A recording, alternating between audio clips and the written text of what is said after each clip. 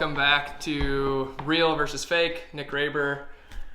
Carl Horner. And Carl was kind enough to invite me over this morning for this week's serve and preview, and offered me some coffee. But first we have to make the coffee, and actually that's what we're going to be looking at today is real coffee from coffee beans from Ethiopia. Is that right? That's yep. Ethiopia versus instant coffee. Instant coffee. Yeah. So let's go ahead. Let's get the coffee made, and we'll come back and we'll try it out.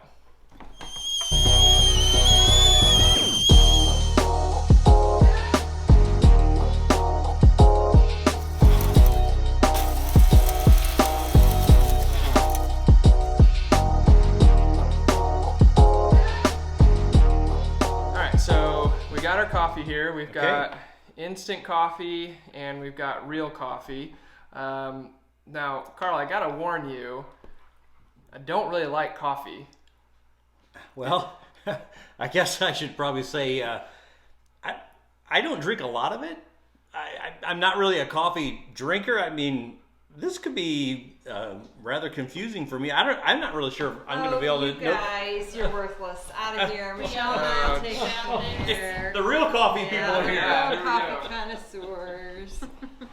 Okay, Michelle, you want to go first? Sure. Okay. I'll mix Close them my up here. eyes. You close your eyes. Okay. Don't burn your tongue. Okay. You ready? Okay, there you go. Okay.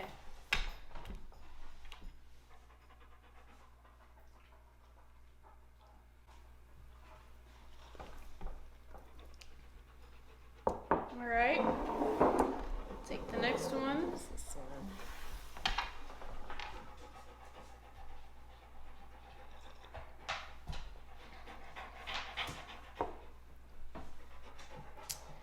All right. I think the first one was the instant, and Yep. the second was the real coffee. Yep.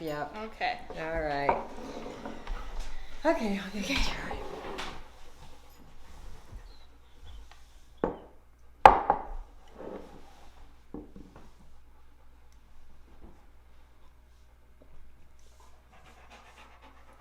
Okay.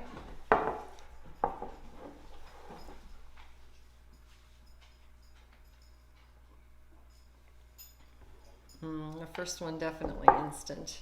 Yep. Oh yeah, Big big difference. time. So what'd you think about that coffee this morning, huh? Or what did you think about the fact that we got pushed out of the way? I mean, we just got kicked out. I mean, it was Kicked out of our own kitchen. I'm going to be able to. Guys, you're worthless.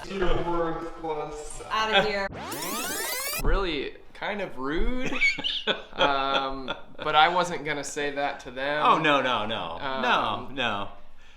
But I will say this. So I tasted the coffee I did after too. they were all done, and I couldn't tell the difference. I couldn't tell. I could tell the difference in the smell. I but couldn't even tell the difference in the smell. Which does. I'm not a connoisseur of coffee. I just don't drink it very much. I can't tell the difference.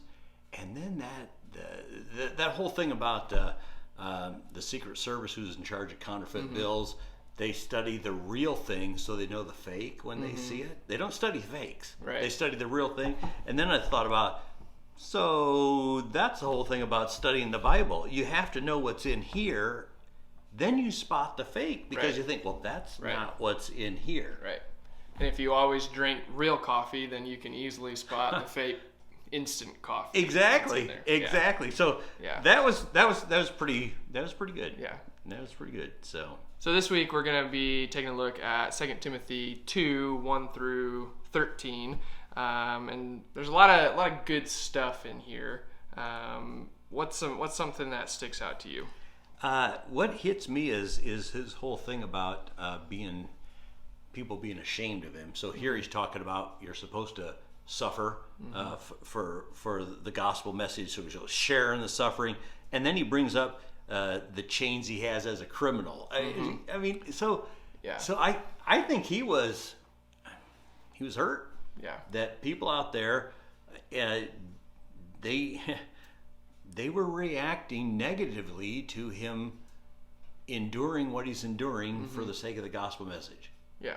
So, yeah, I mean that's definitely something that hit me. Yeah.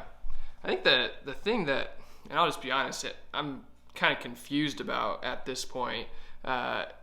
He talks about in verse 3, suffering as a good soldier of Jesus Christ, and then he says, no soldier gets tangled up in civil pursuits, but just wants to please the one who enlisted him, and then talks about an athlete doesn't get crowned unless they're following the rules, and then he talks about a hardworking farmer should get the first share of the crops. Like, we got soldiers and athletes and farmers, and there's not a whole lot in my brain at this point that meshes these together. And then in verse 7, he says, think over what I say, for the Lord will give you understanding in everything. Yeah. And so I'm thinking at this point, Paul was a little bit delirious when he was in prison, and he just listed a couple random things and said, you know what?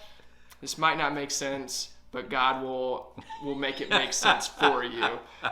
So I don't think that's actually what's happening, but that's how you're feeling. That's how I'm feeling at this point. So when you're preaching on this on Sunday, then are you to use that same tactic? You just gotta throw something out there. I may just throw a bunch of stuff out and then at the end say, think it over, and God will let you know what you need to hear. Yeah. Well, that could be a new way to do sermons. Yeah. I mean, you can't go wrong. Well, you can't go okay, wrong. But let me say this: it is interesting. There are lots of times in studying the passage over, I don't know what I'm going to be talking about, right? Yeah. I mean, and then as I read, and then I read some commentaries, and even look at the passage in a different version of the Bible. Mm-hmm. And it makes a total different meaning. Oh, that's what's going on here. Yeah. And so sometimes I don't have an idea till you do some study and you do some prayer on it. There's actually been sometimes I'm laying in bed and I'm thinking, I just want God to reveal to me something about this passage. Don't ever do that when you're trying to sleep, because the next thing you know, I'm up and I'm writing stuff down, because God does reveal, and so sometimes it's not real obvious, and that's okay as you read, So I'm talking for me and anybody out there, as you're reading the Bible and you come across something you're thinking, I don't understand this. That's okay, right? Yeah. That's okay, and you get a chance to delve into it more, and that's one of the things too. It'd be interesting to see what some commentaries do say about that, because you're right. Off the top of my head, you're listing soldiers, athletes, athletes and farmers, and I'm not sure how they all fit together. Yeah. So good. So is there anything here that we need to flush out a little bit more as far as the real versus the fake? Well, I guess when I'm looking at it, I think some of the real and the fake, and maybe I just keep fixating on that whole suffering and being called a criminal, so people are ashamed of Paul. It feels like he wants them to realize, if you're thinking of the gospel message as one thing and not the other, no, the suffering's got to be in there. So I mean, to me, some of that is definitely there. That real and fake.